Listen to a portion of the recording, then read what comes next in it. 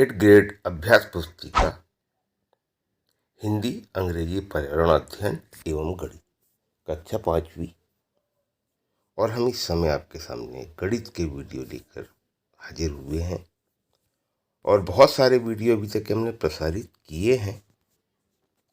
और आज हम आपके सामने पाठ 9 डिब्बे और स्केच, और इसमें भी हमने आपको 5 प्रश्नों की जानकारी दे चुका है और आज हम उसके आगे की बात करेंगे। और उसमें हम आपको प्रश्न नंबर 6, 7, 8, 9, 10, जिसमें से कि प्रश्न नंबर जो 10 है, जिसकी हम जानकारी आपको आखिरी में बताएंगे, जो बच्चों के हिसाब से ये बहुत कठिन प्रश्न है और इसका एक सरल तरीके से कैसे उत्तर को ज्ञात किया जाए, इसकी जानकारी हम आपको देंगे। तो साथियों, चलिए हम आपके प्रश्न नंबर 6, क्योंकि हमने 5 तक की आपको ये जानकारी हमने दे चुके थे और आज हम प्रश्न नंबर 6 की आपको जानकारी दे रहे हैं। तो प्रश्न नंबर 6 आपके सामने आपको स्क्रीन में दिख रहा है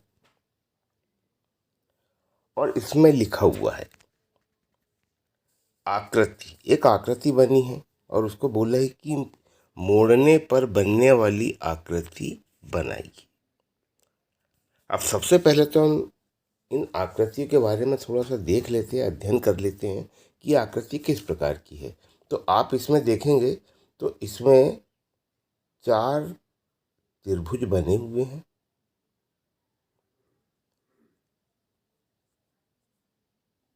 4 त्रिभुज है और एक उसके अंदर चतुर्भुज है। आप इस प्रकार से देख रहे हैं, चतुर्भुज के चारों ओर त्रिभुज का निर्माण किया गया है। तो यहाँ पे 4 त्रिभुज है। अब इसमें बनने वाली आकृति क्या होगी? तो अब ये चतुर्भुज के चारों ओर जो त्रिभुज दिया है, यदि हम उनको खड़ा करेंगे और आपस में जोड़ेंगे तो उसमें एक इस प्रकार की आकृति बनेगी। आप ये आकृति देख रहे हैं और इस प्रकार की आकृति जब आप अगली कक्षा में जब आप जाएंगे, क्योंकि ये प्राइमरी स्तर में है, तो ये जो आकृति जो बनी है ये प्रिज्म की आकृति बनी है।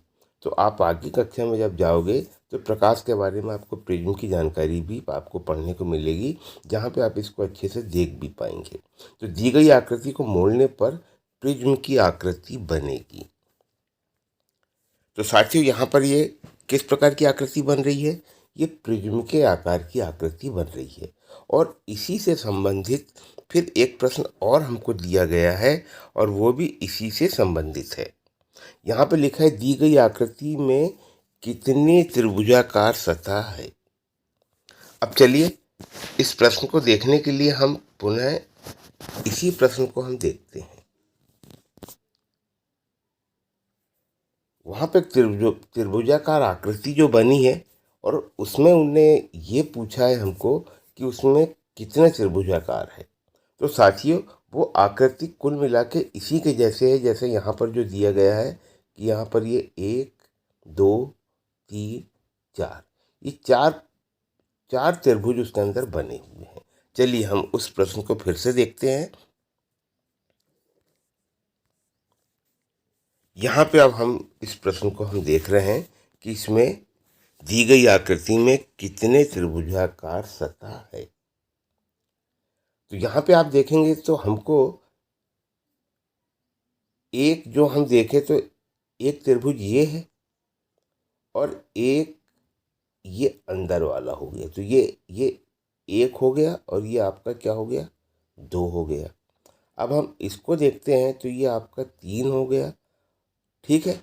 और इस भाग में हम सामने देखते हैं तो ये 4 हो गया। तो कहने का मतलब दी गई आकृति प्रिज्म की है जिसमें 4 त्रिभुजाकार सतह है। तो यहाँ पे प्रिज्म के 2 प्रश्न दिया है, तो हम बच्चों को इसकी संपूर्ण जानकारी हम बता दें कि प्रिज्म में 4 त्रिभुज होते हैं। 4 क्या होते हैं? त्रिभुज होते हैं। और एक उसके अंदर क्या होता है? एक उसके अंदर चतुर्भुज होता है, जो नीचे की ओर जो आधार के रूप में काम करता है।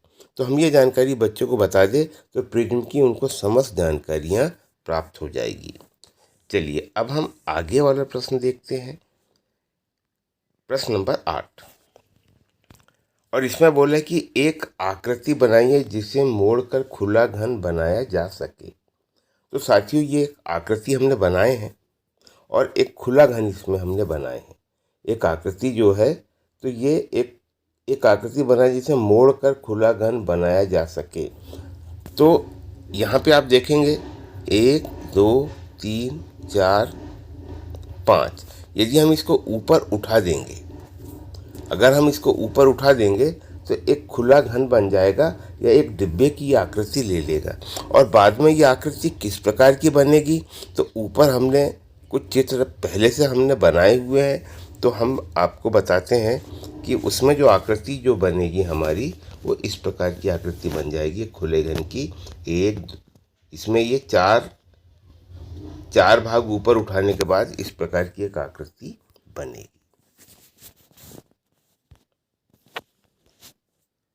तो हमने ये आकृति को देखा,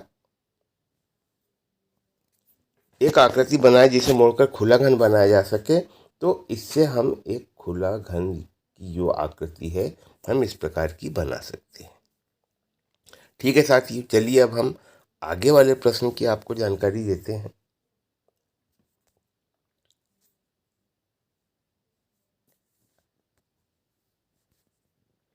अब है हमारा प्रश्न नंबर 9। और प्रश्न नंबर 9 में दिया गया है कि नीचे दिए गए घर के फर्श के नक्शे को देखें। इस घर के गहरे चित्र में दरवाजे और खिड़कियां बनाई गई है। तो यहाँ पे आप देखेंगे तो एक नक्शा बना हुआ है, एक ये आप देखेंगे तो एक नक्शा बना हुआ है। नक्शा मतलब एक आधार, एक सतह पे ये नक्शा बनाया गया है। जब हम कोई भी मकान बनाते हैं तो एक उस पे हम जो इस प्रकार का एक डायग्राम बनाते हैं, उसमें यहाँ पे ये बताया है कि इस दीवार पे खिड़की है, एक इस दीवार पे खिड़की है, और यहाँ से एक दरवाज़ा है, और फिर इस दीवार पे खिड़की है और इस दीवार पे खिड़की है। तो इतनी यहाँ पे हमको जानकारी बताया है। और उसी के बाद हमारा बाजू में जो एक त्रिविमीय आकृति दिया गया है, जिसको हम 3D आकृति कहते हैं, जिसमें हमको 3 भाग दिखते हैं। जैसे कि पहला भाग ये है, दूसरा भाग ये है और ऊपर का तीसरा भाग। तो ये त्रिविमीय आकृति हमारी हुई। और इसमें हमको ये त्रिविमीय आकृति में हमको ये खिड़की, दरवाजे और खिड़की की हमको यहाँ पे बनाना है। तो आप देखेंगे कि सबसे पहले हमने एक दरवाज़ा बनाया, ये वाला दरवाज़ा हमने इस जगह पे बनाया। अब जहाँ तक कि इस खिड़की की जो बात है, तो यहाँ जो खिड़की दिया हुआ है वो इस दीवार पे है, मगर हमने यहाँ पर उसको दर्शाने का प्रयास किया है कि एक खिड़की यहाँ पे है। अब उसके बाद हम देखेंगे कि एक खिड़की ये बनी हुई है किस दीवार पे, इस दीवार पे बनी, तो हमने एक खिड़की यहाँ बना दी है। और एक खिड़की जो ये बनी है, ये वाली जो खिड़की है, वो किस दीवार पे, इस दीवार पे है। तो वो यहाँ पे वो खिड़की है, यहाँ वो खिड़की को हमने बनाए हैं। और एक खिड़की ये है, तो उसको हमने इस जगह पे बनाए हैं। इस प्रकार से आप देखेंगे कि इसमें 4 खिड़की और एक दरवाज़ा, ये 3D आकार में हम इस प्रकार से बना सकते हैं। और बच्चों को हम इसी प्रकार के कई 3D आकृतियाँ बना के उसमें कहाँ दरवाजे होगा, कहाँ खिड़की होगा, कुछ दिन अभ्यास कराएंगे तो वो इस प्रकार के जो आधार पे जो नक्शे जो बने होते हैं, उसको देख के वो 3D आकृतियों में सही तरीके से खिड़की दरवाजे को वो बना सकते हैं। अब चलिए साथियों, अब हम आपसे बात करते हैं प्रश्न नंबर 10। प्रश्न नंबर 10, नीचे दिए गए मॉडल को बनाने के लिए कितने घनों की ज़रूरत होगी। तो साथियों, ये 5वीं स्तर पे अगर हम देखा जाए तो एक कठिन प्रश्न के रूप में यहाँ पर है ये। और इस कठिन प्रश्न को हम एक सरल रूप में हम कैसे करेंगे, हमने इसमें कम से कम 2 विधियों का हमने प्रयोग किया है। जिस भी तरीके से बच्चे को समझ में आए उस तरीके से हम इसको बता सकते हैं। अब आप देखेंगे कि ये जो यहाँ पे जो मॉडल बना हुआ है, मॉडल यदि आप देखें तो सबसे पहले जो नीचे है, सबसे पहले नीचे जो दिया गया है, ये वाली जो लेयर दिया गया है, ये हमारी 25 है। इसके बाद यहाँ से एक उसमें से कम हो गई, फिर यहाँ पर 3 कम हो गई, फिर यहाँ पे 5 कम हो गई और ऊपर यहाँ पे 7 कम हो गई। तो इसको हम किस प्रकार से हम बताएं या किस प्रकार से हम बच्चों को समझाएं? तो एक आकृति हम और देखते हैं जो यहाँ पर हमने चित्र के माध्यम से लिए हैं। तो ये हमारा मॉडल है जो यहाँ पे जो बना हुआ है, ये हमारा क्या है, ये मॉडल ये बना हुआ है और इसमें हमको ये बताना है कि इसमें कितने घन हैं। तो यहाँ पर आप देखेंगे कि सबसे नीचे वाले तल में इस प्रकार के घन रखे हुए हैं और ये 5 और 5 में है। कहने का मतलब इसमें 25 घन है। अगर हम देखें तो कितने घन है इसमें, 25 घन है। अब सबसे पहले हम देखेंगे कि पहले वाला जो है यहाँ पे जो लेयर दिया है, पहली वाली जो ये लेयर दिया है, ये 25 है और उसके ऊपर एक कम हो गई। कहने का मतलब कि ये वाली एक अब हो गई उसमें कम। उसके बाद फिर 3 कम हुई है, उसके बाद फिर 5 कम हुई है और उसके बाद फिर 7 कम हुई है। तो कहने का मतलब 25 में से हम पहले 1 घटा दें तो 24 बचेगा, 24 में से हम 3 घटा दें तो 21 बचेगा, फिर 21 में से हम 5 घटा दें तो 16 बचेगा और 16 में से हम 7 घटा दें तो हमारा 9 बचेगा। इस प्रकार से हम इसको तैयार कर सकते और बना सकते। चलिए अब हम ऊपर वाले प्रश्न में हमको किस प्रकार से इसको हल करना है ये मैं आपको बताता हूँ। अब देखिए, आपको वहाँ वो बात समझ में आ गई है। तो सबसे पहले हम यहाँ पर देखते हैं इस जगह पे, क्योंकि हमने बताया था कि इस नीचे वाली जो लेयर है इसमें कितना है, ये 25 है, ठीक है।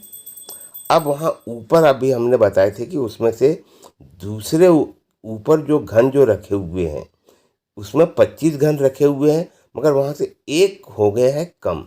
तो हमने यहाँ से एक घटाए तो कितना बचा, ये 24 बचा। पहले 25 था, एक हमने घटाया तो कितना बचा, 24। उसके तो यहाँ पे 24 हो गया। अब उसके बाद हम तीसरी लेयर में हम देखते हैं, तीसरे उसमें देखते हैं तो वहाँ पर 3 कम है। तो 24 में से हमने 3 घटाए तो हमारा कितना बचा, 21 बचा। और फिर ये ऊपर वाले भाग में हम देखते हैं, यहाँ पर 5 है, हमने इसमें 21 में से 5 घटाए तो उसके बाद कितना बचा, 16 बचा। और उसके बाद ये आखिरी वाली जो लेयर है जो यहाँ पर जो दी,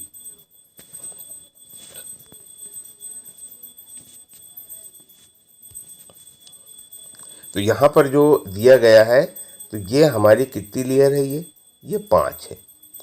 तो हमने ये 7 है, तो हमने 16 में से 7 घटाया तो हमारा 9 बचा। और 25, 24, 21, 16, 9 को यदि हम जोड़ेंगे तो हमारा योग आएगा 95।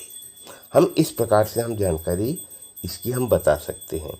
अब हम इसी में एक दूसरा तरीका देखते हैं, दूसरे तरीके से हम कैसे इसको निकाल सकते हैं। तो जो मॉडल जो बना है ये 5 गुणित 5 पे बना है। कहने का मतलब कि उसमें जो घन है, जो सबसे नीचे घन है वो 25 है, ठीक है। और उसकी लेयर देखें तो 5 है, तो हमने 5 का गुणा कर दिए। तो कहने का मतलब कुल मिला के अगर ये घनों की संख्या यदि हम देखें तो अगर पूरी होती तो कितनी होती है, 125 होती। कितनी होती, 125। अब हम देखते हैं कि ये किस किस प्रकार से, क्योंकि किस किस प्रकार से कम इसमें हुआ है। तो सबसे पहले हम देखते हैं एक, कौन सा वाला एक, ये जो एक जो है ये एक हमने यहाँ पे एक लिखे और उसके ऊपर कितने लेयर में से एक कम हुआ है, तो 1 2 3 4 लेयर, मतलब 1 2 3 4 लेयर में से एक एक हुआ है कम। तो हमने 4 गुणित 1 कर दिए, ठीक है। अब इसके बाद हम देखते हैं कि हमने 1 और 2 को छोड़ दिए। अब तीसरे पे हम आते हैं तो यहाँ पर 3 कम है। कहने का मतलब कि ऊपर अब हमारे कितनी लेयर बची, 3। तो सभी में से 3 कम हुआ है, तो हमने 3 गुणित 3 लिख दिए और धन। उसके बाद हम ऊपर जब हम देखते हैं तो यहाँ पर हम देखते हो तो यहाँ पे ये 5 कम हुआ है और 5 के ऊपर कितनी लेयर है, 1 और ये 2। तो हमने 5 में 2 का गुणा कर दिए, ठीक है। अब उसके बाद अंत में बचती है हमारी 7। तो 7 7 अब उसके ऊपर कोई लेयर नहीं है, तो हमने 7 गुणित 1 किए। और जब हमने 4 एकम 4, 3 तिया 9, 5 दूनी 10 और 7 एकम 7, इन सभी के योग को हमने किए तो कितना आया उसका योग? उसका योग आया 30। और 125 में से जब हमने 30 घटाए तो यहाँ कितना बचा? 95। तो साथियों, आपको प्रश्न नंबर 10 की सहज जानकारी सभी अच्छे प्रकार से आपको हो गई होगी। और आपको जो भी विधि अच्छी लगती है उस विधि से हम अपने साला के बच्चों को इसकी जानकारी दें तो निश्चित बात है कि वो इस प्रकार के प्रश्नों को समझ लेंगे। तो आज हमने आपके सामने पाठ 9 डिब्बे और स्केच के 6, 7, 8, 9, 10 प्रश्नों की हमने आपको जानकारी दी है। तो साथियों, अगर आपको मेरा वीडियो अच्छा लगता है तो आप इसको लाइक करें, शेयर करें, सब्सक्राइब करें। आज के लिए सिर्फ इतना ही। नमस्कार।